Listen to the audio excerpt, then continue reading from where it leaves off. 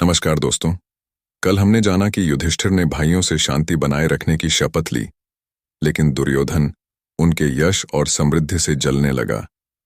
शकुनी ने उसे बिना युद्ध के पांडवों को हराने का उपाय सुझाया, चौसर का खेल।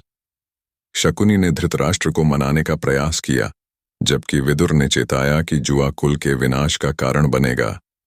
दुर्योधन के हठ के आगे धृतराष्ट्र ने चौसर के लिए अनुमति दे दी।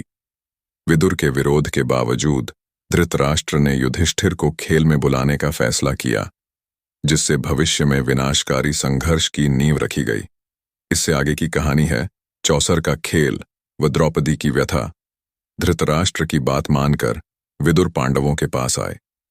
उनको देखकर महाराज युधिष्ठिर उठे और उनका यथोचित स्वागत सत्कार किया।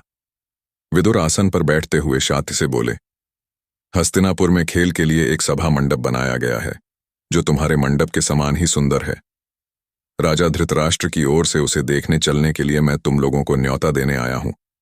राजा धृतराष्ट्र की इच्छा है कि तुम सब भाइयों सहित वहां आओ, उस मंडप को देखो और 2 हाथ चौसर भी खेल जाओ।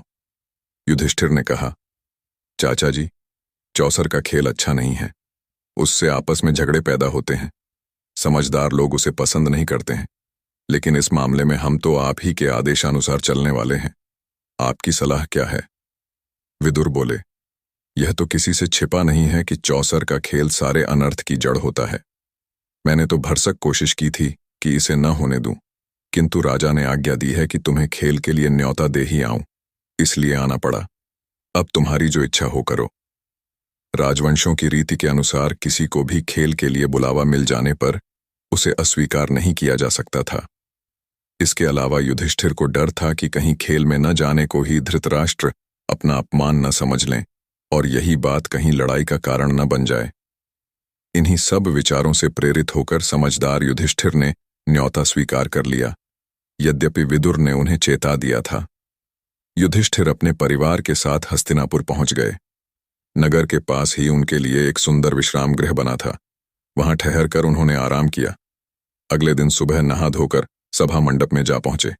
कुशल समाचार पूछने के बाद शकुनी ने कहा, युधिष्ठिर, खेल के लिए चौपड़ बिछा हुआ है, चलिए 2 हाथ खेल लें। युधिष्ठिर बोले, राजन, यह खेल ठीक नहीं है। बाजी जीत लेना साहस का काम नहीं है। जुआ खेलना धोखा देने के समान है। आप तो यह सब बातें जानते ही हैं। वह बोला, आप भी क्या कहते हैं महाराज? यह भी कोई धोखे की बात है? हाँ, यह कहिए कि आपको हार जाने का डर लग रहा है। युधिष्ठिर कुछ गर्म होकर बोले, राजन, ऐसी बात नहीं है। अगर मुझे खेलने को कहा गया तो मैं ना नहीं करूंगा। आप कहते हैं तो मैं तैयार हूं। मेरे साथ खेलेगा कौन? दुर्योधन तुरंत बोल उठा, मेरी जगह खेलेंगे तो मामा शकुनी, किंतु दांव लगाने के लिए जो धन रत्न आदि चाहिए वह मैं दूंगा। युधिष्ठिर बोले, मेरी राय यह है कि किसी एक की जगह दूसरे को नहीं खेलना चाहिए। यह खेल के साधारण नियमों के विरुद्ध है। अच्छा, तो अब दूसरा बहाना बना लिया, शकुनी ने हंसते हुए कहा। युधिष्ठिर ने कहा, ठीक है, कोई बात नहीं, मैं खेलूंगा। और खेल शुरू हुआ। सारा मंडप दर्शकों से खचाखच भरा हुआ था। द्रोण, भीष्म, कृप, विदुर, धृतराष्ट्र जैसे वयोवृद्ध भी उपस्थित थे। वे उसे रोक नहीं सके थे। उनके चेहरों पर उदासी छाई हुई थी। अन्य कौरव राजकुमार बड़े चाव से खेल को देख रहे थे। पहले रत्नों की बाजी लगी, फिर सोने चांदी के खजानों की, उसके बाद रथों और घोड़ों की। तीनों दांव युधिष्ठिर हार गए। शकुनी का पासा मानो उसके इशारों पर चलता था। खेल में युधिष्ठिर बारी बारी से अपनी गायों, भेड़, बकरियां, वासदासी, रथ, घोड़े, सेना, देश देश की प्रजा सब खो बैठे। भाइयों के शरीरों पर जो आभूषण और वस्त्र थे उनको भी बाजी पर लगा दिया और हार गए। और कुछ बाकी है? शकुनी ने पूछा। यह सांवले रंग का सुंदर युवक मेरा भाई नकुल खड़ा है, वह भी मेरा ही धन है। इसकी बाजी लगाता हूं, चलो। युधिष्ठिर ने जोश के साथ कहा। शकुनी ने कहा, अच्छा तो ये बात है, तो यह लीजिए, आपका प्यारा राजकुमार अब हमारा हो गया। कहते कहते शकुनी ने पासा फेंका और बाजी मार ली। युधिष्ठिर ने कहा, यह मेरा भाई सहदेव जिसने सारी विद्याओं का पार पा लिया है। इसकी बाजी लगाना उचित तो नहीं है, फिर भी लगाता हूं। चलो, देखा जाएगा। यह चला और वह जीता। कहते हुए शकुनी ने पासा फेंका। सहदेव को भी युधिष्ठिर गंवा बैठे। अब दुरात्मा शकुनी को आशंका हुई कि कहीं युधिष्ठिर खेल बंद न कर दें। बोला, युधिष्ठिर, शायद आपकी निगाह में भीमसेन और अर्जुन माद्री के बेटों से ज्यादा मूल्यवान हैं, सो उनको बाजी पर आप लगाएंगे नहीं। युधिष्ठिर ने कहा, मूर्ख शकुनी, तुम्हारी चाल यह मालूम होती है कि हम भाइयों में आपस में फूट पड़ जाए। सो तुम क्या जानो कि हम पांचों भाइयों के संबंध क्या हैं।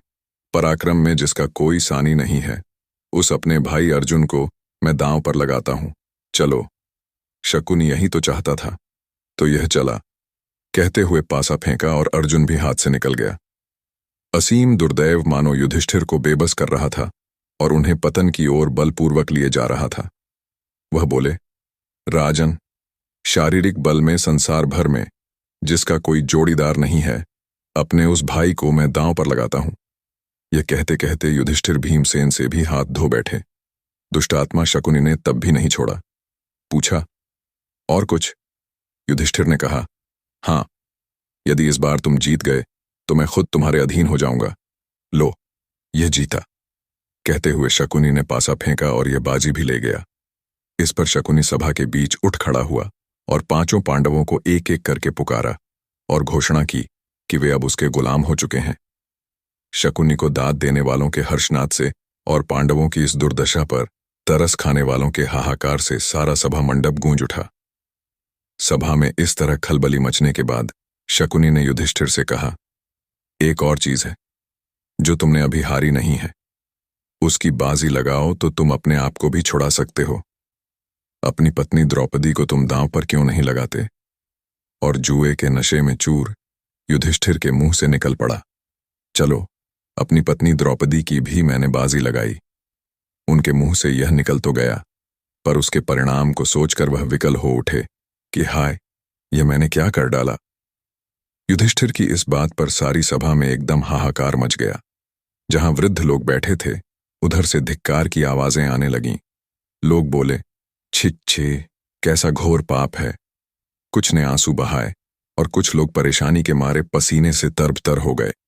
दुर्योधन और उसके भाइयों ने बड़ा शोर मचाया, पर युयुत्सु नाम का धृतराष्ट्र का एक बेटा शोक संतप्त हो उठा और ठंडी आह भरकर उसने सिर झुका लिया। शकुनी ने पासा फेंक कर कहा, यह लो, यह बाजी भी मेरी ही रही। बस, फिर क्या था? दुर्योधन ने विदुर को आदेश देते हुए कहा, आप अभी रणवास में जाइए और द्रौपदी को यहां ले आई। उससे कहें कि जल्दी आए। विदुर बोले, मूर्ख, नाहक क्यों मृत्यु को न्योता देने चला है? अपनी विषम परिस्थिति का तुम्हें ज्ञान नहीं है। दुर्योधन को यूं फटकारने के बाद विदुर ने सभासदों की ओर देखकर कहा, अपने को हार चुकने के बाद युधिष्ठिर को कोई अधिकार नहीं था कि वह पांचाल राज की बेटी को दांव पर लगाए। विदुर की बातों से दुर्योधन बौखला उठा। अपने सारथी प्रातिकामी को बुलाकर कहा, विदुर तो हमसे जलते हैं और पांडवों से डरते हैं। रणवास में जाओ और द्रौपदी को बुला लाओ। आज्ञा पाकर प्रातिकामी रणवास में गया और द्रौपदी से बोला, द्रुपद राज की पुत्री, चौसर के खेल में युधिष्ठिर आपको दांव में हार बैठे हैं। आप अब राजा दुर्योधन के अधीन हो गई हैं। राजा की आज्ञा है कि अब आपको धृतराष्ट्र के महल में दासी का काम करना है। मैं आपको ले जाने के लिए आया हूं। सारथी ने जुए के खेल में जो कुछ हुआ था उसका सारा हाल कह सुनाया। वह प्रातिकामी से बोली, रथवान, जाकर उन हारने वाले जुए के खिलाड़ी से पूछो कि पहले वह अपने को हारे थे या मुझे। सारी सभा में यह प्रश्न उनसे करना और जो उत्तर मिले वह मुझे आकर बताओ। उसके बाद मुझे ले जाना। प्रातिकामी ने जाकर भरी सभा के सामने युधिष्ठिर से वही प्रश्न किया जो द्रौपदी ने उसे बताया था। इस पर दुर्योधन ने प्रातिकामी से कहा, द्रौपदी से जाकर कह दो कि वह स्वयं ही आकर अपने पति से यह प्रश्न कर ले। प्रातिकामी दोबारा रणवास में गया और द्रौपदी के आगे झुककर बड़ी नम्रता से बोला, देवी, दुर्योधन की आज्ञा है कि आप सभा में आकर स्वयं ही युधिष्ठिर से प्रश्न कर लें। द्रौपदी ने कहा, नहीं, मैं वहां नहीं जाऊंगी। अगर युधिष्ठिर जवाब नहीं देते तो सभा में जो सज्जन विद्यमान हैं उन सबको तुम मेरा प्रश्न जाकर सुनाओ और उसका उत्तर आकर मुझे बताओ। प्राधिकामी लौटकर फिर सभा में गया और सभासदों को द्रौपदी का प्रश्न सुनाया। यह सुनकर दुर्योधन झल्ला उठा। अपने भाई दुःशासन से बोला, दुःशासन, यह सारथी भीमसेन से डरता मालूम होता है।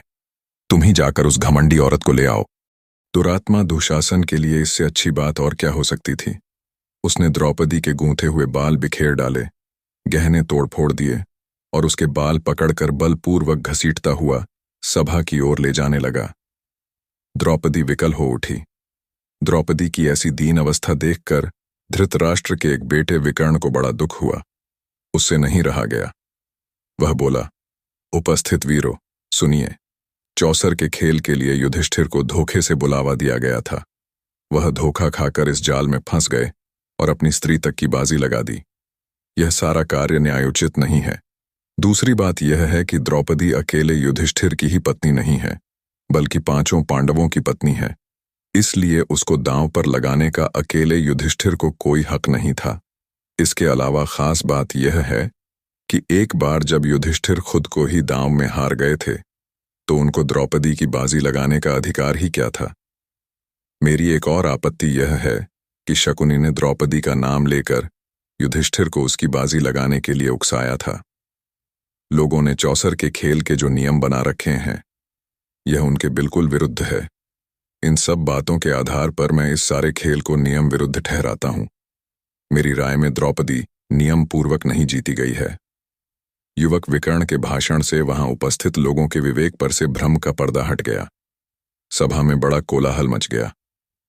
यह सब देखकर कर्ण उठ खड़ा हुआ और क्रुद्ध होकर बोला, विकर्ण, अभी तुम बच्चे हो।